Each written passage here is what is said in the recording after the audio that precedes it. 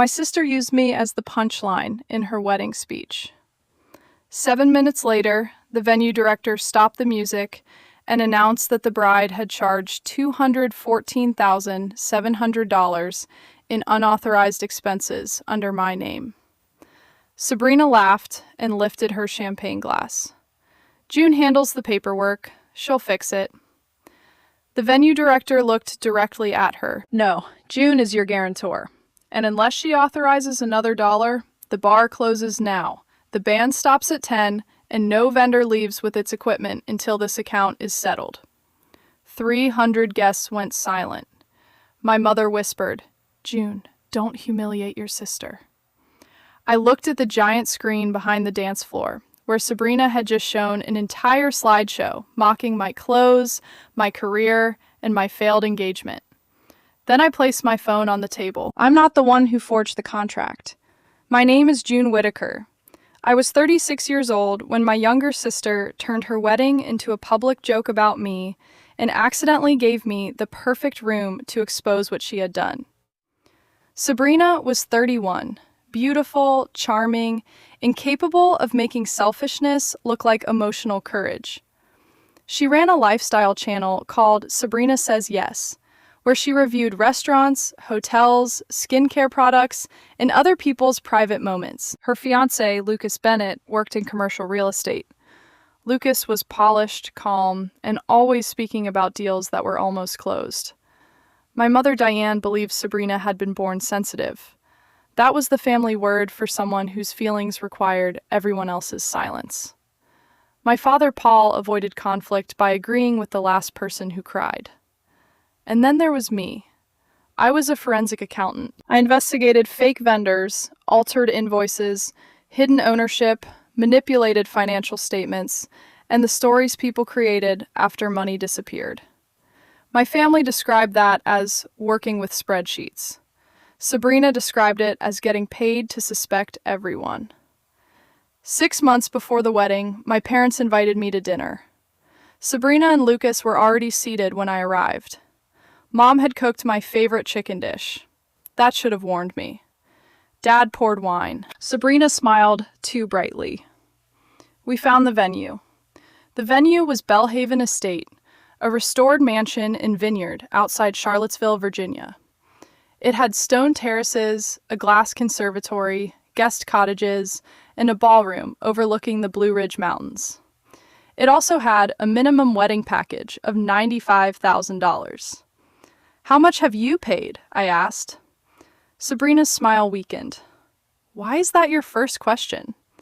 Because you invited an accountant to a financial conversation. Lucas laughed. We've paid a deposit. How much? $20,000. Where did it come from? Mom said June. I looked at her. What? She folded her hands. The venue needs a personal guarantor. Why? Lucas answered. My closing schedule is complicated. That means what? One of my development projects has temporarily affected my credit utilization. Sabrina rolled her eyes. He means the banks are being dramatic. And your credit? I asked her. She looked offended. I'm a content creator. That isn't a credit score. Mom placed her hand over mine. We thought you could guarantee the balance. No. Sabrina's eyes filled immediately. You didn't even think about it. I did. The answer is no. Dad cleared his throat. The wedding is important to her. So is my financial security. We're family, Mom said. That does not lower the venue's price. Lucas leaned forward. It's not like you would actually pay. It's only a guarantee. I stared at him. A guarantee is a promise to pay when you don't. We will pay. Then you do not need me. Sabrina pushed her chair back. I knew this would happen. What? You hate that I'm getting married first. I had been engaged 2 years earlier. My fiancé left 3 months before the wedding, after I discovered he had a second apartment with another woman. Sabrina knew that. She also knew how to use it. This has nothing to do with my engagement. You've criticized everything since Lucas proposed. I asked whether he had closed the restaurant investment he said would fund the wedding. Lucas smiled tightly. That deal is private, and my guarantee would be personal. Mom began crying. Why does every family moment become an audit with you? I should have left. Instead, I asked to see the contract. That was my weakness. I always believed that if I could define the risk clearly enough, people would act rationally. Belhaven's manager, Monica Vale, sent me the documents the next morning. The base contract was $96,000. The guarantee was capped at $75,000 after deposits and required my written approval for additional services. It covered the venue catering, standard bar, chairs, tables, and 12 guest rooms. It did not cover flowers, entertainment, clothing, photography, transportation, or outside vendors. I called Monica. No changes without my authenticated approval. Understood, she said. No scanned signature images. Understood. No verbal authorization through my family. Absolutely. I signed. For 2 weeks, Sabrina treated me like a hero. She posted a photograph of us together. My big sister is helping make our dream possible. Then, I rejected the first upgrade. Sabrina wanted to replace the standard dinner with a 7-course tasting menu designed by a celebrity chef from Washington. The cost was an additional $38,000. I called her. You need another funding source. We already booked him. Then cancel. We paid the deposit. With what, Lucas's business card? Then why is Belhaven asking for my approval? The venue has to coordinate the kitchen. The addendum makes me responsible for the full amount, she sighed. You always search for the least generous interpretation. There is only one total. You make everything ugly. I am reading the contract. She posted a video that evening. She sat among wedding magazines with tears in her eyes.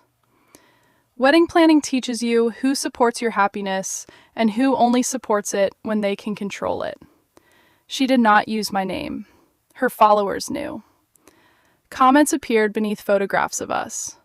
Some sisters cannot handle being second. Protect your joy from jealous people. She looks miserable in every picture anyway. Mom called me. Couldn't you have approved the dinner? No. Your sister has been crying all night. The dinner costs $38,000. You can afford it. That isn't the point. You don't have children. I went silent. Mom realized what she had said. Then she made it worse. I only mean you have fewer obligations. So my life is available because it looks less expensive? Don't twist my words. I repeated them. The chef was canceled. Sabrina told people I had ruined her dream menu. She did not mention that Lucas's card had declined before the deposit processed. The second battle involved the flowers. 3 months before the wedding, a florist named Maribel Cruz called me. Do you know why your payment was reversed? I didn't make a payment. You're listed as the billing contact. How much? $26,000. For flowers. For the first installment. I asked her to send the proposal. Sabrina had ordered 14 hanging floral installations, a flower tunnel, imported orchids, floral chandeliers, and a wall of white roses for photographs. The complete contract was $79,000. My name appeared beside financial sponsor and authorized guarantor. The signature looked like mine. It was not. I called Sabrina.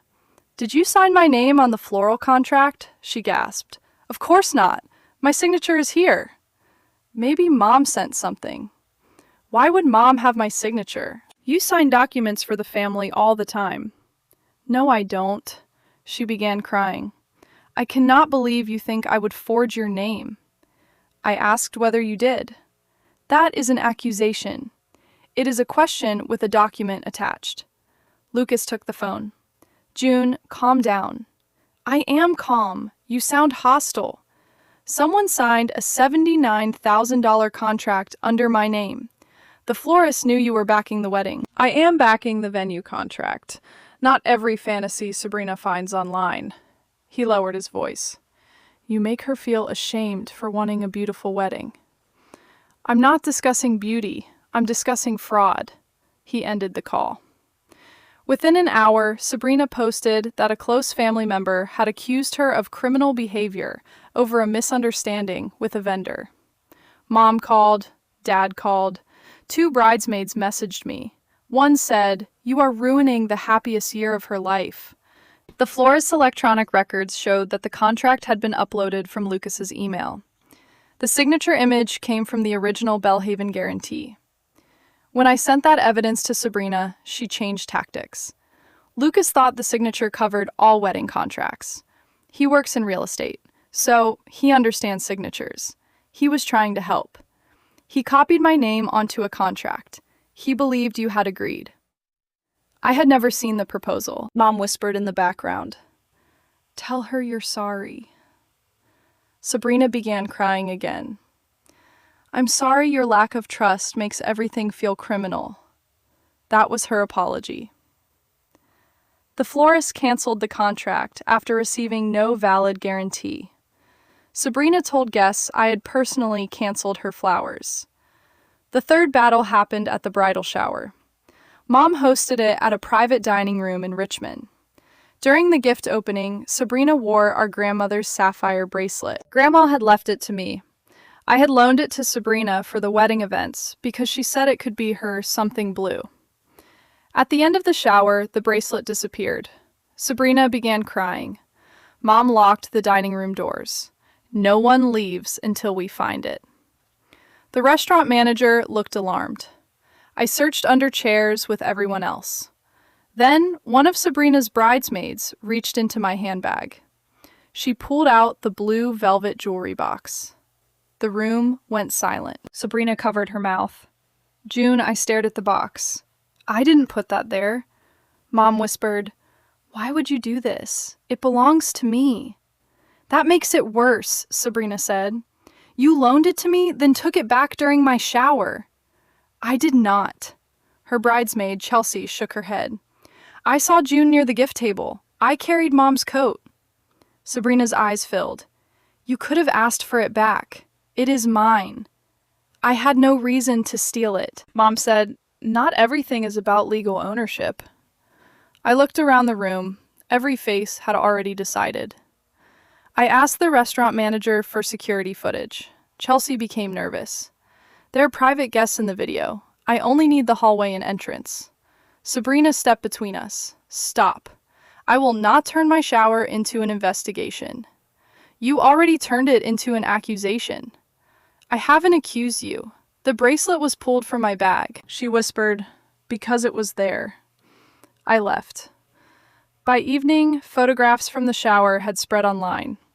Sabrina posted, Today reminded me that sometimes the people closest to you struggle to let go, even when they promise to share something with love.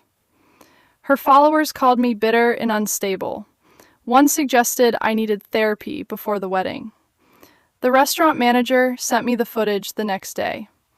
Chelsea had entered the private coat room carrying my handbag. She remained inside for 40 seconds. When she came out, the jewelry box was no longer in her hand. I sent the video to Sabrina. She replied, Chelsea thought she was protecting me because you had threatened to take the bracelet back. I had not. I called Chelsea. She cried immediately.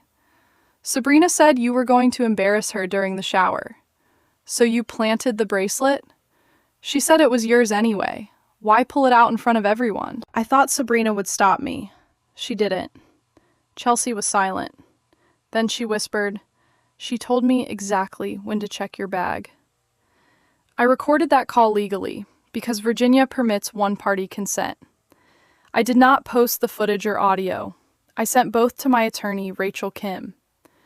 Rachel listened and said, Your sister is building a public story before the wedding. Why? So that if you challenge any charges later, everyone assumes jealousy. That was the first time I saw the structure. Sabrina did not merely want money. She wanted credibility in advance. If I objected to the spending, I would be controlling. If I challenged a signature, I would be paranoid. If I refused payment, I would be punishing her over the bracelet. Every accusation made the next one easier. I contacted Monica at Belhaven. I want the complete event file.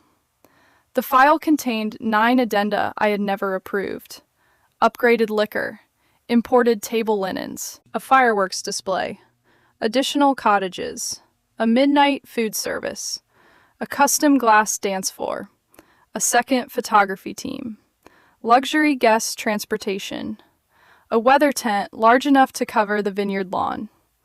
The additional cost was $118,700. My copied signature appeared on 6 documents. On the other 3, Lucas had signed on behalf of guarantor June Whitaker. I called Monica. Why were these accepted? Our former event coordinator said Lucas had power of attorney. He does not. She uploaded a document. The power of attorney was fake. My address was wrong. The notary stamp belonged to a notary whose license had expired. Who was the event coordinator? I asked. Lucas's cousin, Amelia Bennett. Of course. Amelia had been fired by Belhaven 2 weeks earlier after an unrelated vendor complaint. Before leaving, she had approved every upgrade. Monica sounded sick. I should have caught this. Yes, we will remove the unauthorized charges. Not yet. She paused. What? Preserve everything. What are you planning? I'm going to let them explain it. The final battle began at the rehearsal dinner. Lucas's father stood and announced that the Bennett family had paid for every meaningful part of the wedding. My mother applauded. Sabrina looked at me and smiled. Then she said into the microphone, "And June has handled some forms." People laughed. I remained seated.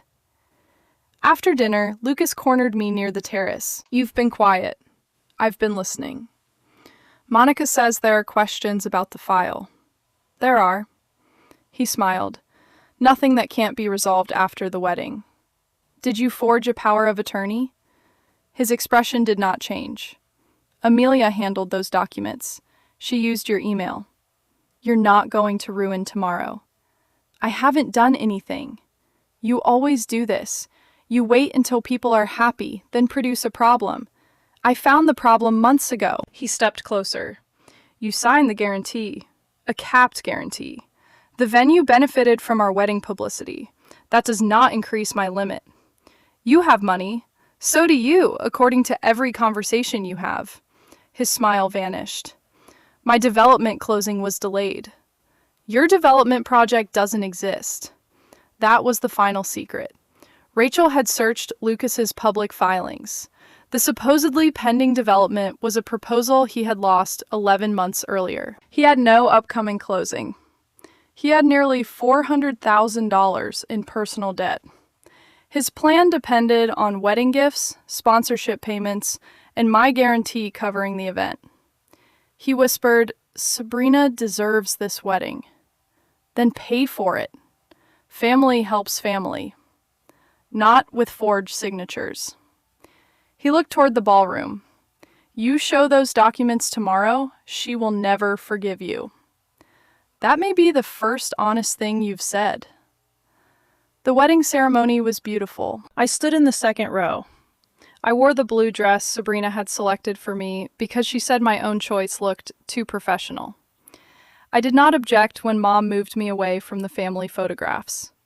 I did not react when Chelsea wore Grandma's bracelet. I waited. At the reception, Sabrina gave her speech after dinner. She thanked Lucas, our parents, the bridesmaids, her followers. Then she looked at me, and finally my sister June. A childhood photograph appeared on the screen. I was 13, wearing braces and holding a calculator at a school fundraiser. People laughed. Sabrina continued. Every bride needs one person to remind her that flowers cost money. Joy needs approval, and love should always come with a receipt. More photographs appeared. Me looking serious. Me carrying folders. Me standing alone at her shower. Then came a fake awards slide, most likely to audit the honeymoon. The room erupted. Mom smiled nervously. Dad stared at his plate. Sabrina raised her champagne. To June, the only sister who can turn a wedding into a financial investigation. I stood. People expected me to laugh. Instead, I lifted my glass. to accurate predictions. 7 minutes later, Monica entered the ballroom with Belhaven's attorney and head of security. She approached Lucas first. His card for the final balance had declined. So had Sabrina's. The unauthorized upgrades remained unpaid. Lucas pointed toward me. June is the guarantor. Monica asked me to join them near the stage. Sabrina took the microphone again. What is happening? Monica answered carefully. The outstanding event balance must be resolved before additional alcohol service, fireworks, midnight catering, or vendor loadout. Sabrina laughed. June handles the paperwork. She'll fix it. Monica looked at her. June guaranteed the original contract up to $75,000. The current account is $214,700 above verified payments. The room fell silent. Mom rushed toward me. June, pay it now. We can discuss it tomorrow. No. Sabrina stared at me. You cannot be serious. I am. You signed. Not the addenda. Lucas stepped onto the stage. This is a misunderstanding. I connected my phone to the ballroom screen. The first document appeared. My original guarantee. The $75,000 cap. The approval requirement. Then the copied signatures appeared. The false power of attorney. The expired notary stamp. Lucas's email. Amelia's access history. Guests began whispering. Sabrina grabbed my arm. Turn it off. I stepped away. The flower contract appeared next. Then the security footage from the shower. Chelsea carrying my handbag into the coat room. Sabrina's face changed. She looked toward Chelsea. Chelsea began crying. I played the call. Her voice filled the ballroom. Sabrina told me exactly when to check your bag. Mom covered her mouth. Sabrina shouted, that was private. So was my bag. Lucas reached for the control tablet. Security stopped him. Then Rachel walked into the room.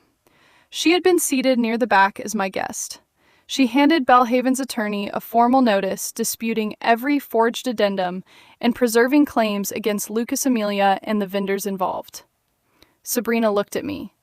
You brought a lawyer to my wedding? No. I brought a witness to a contract dispute you staged as a family celebration. She began crying. This is revenge. No. I looked at the slideshow still frozen behind her. This is timing.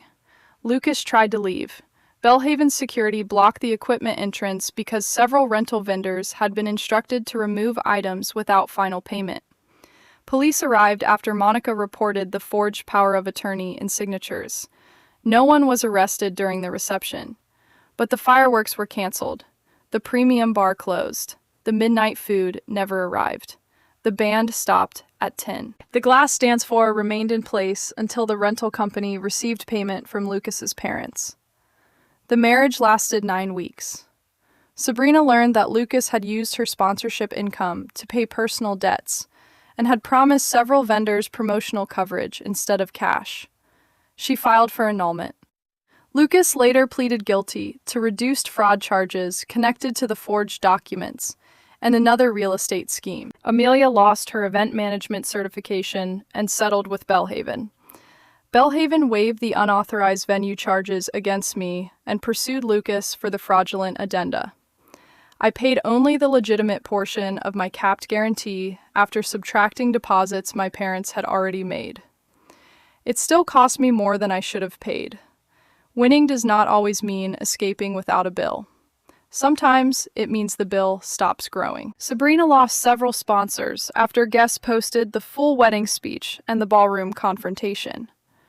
For months, she described herself online as a bride betrayed by 2 people she trusted. Lucas was one, I was the other. She never mentioned the forged signatures. Mom asked me to apologize for what I said, for exposing everything at the reception. She used the reception to humiliate me. That was a joke. The contracts were not. She lost her marriage. I did not create Lucas. You could have told her privately. I tried for 6 months. Dad sat quietly. Finally, he said, That's true. Mom looked at him. He continued, We kept asking June to solve problems after punishing her for noticing them. It was the first time he had said it aloud. Sabrina contacted me a year later. Her message said, "Did you know Lucas was using me from the beginning?" I answered, "I knew he was using my guarantee. I hoped you weren't part of it." She replied, "At first I wasn't. Then I knew some signatures weren't right. I told myself you would pay because you always did." That was the closest she came to an apology. I believed her. I did not forgive her immediately. Forgiveness is not a refund. I stopped guaranteeing family events. I stopped loaning jewelry. I stopped accepting the word sensitive as an excuse for cruelty. A framed copy of my original wedding guarantee now hangs in my home office. Not the forged pages. The real one. The page with the limit. Because that was the lesson I had ignored for years. My family did not resent me because I lacked generosity. They resented every boundary that prevented generosity from becoming ownership. Sabrina used me as the punchline because she needed the room to believe I was controlling before I refused to be controlled. The venue used me as the guarantor because the contract knew what my family pretended not to understand. A joke may disappear when the laughter ends. A signature remains until someone pays for it.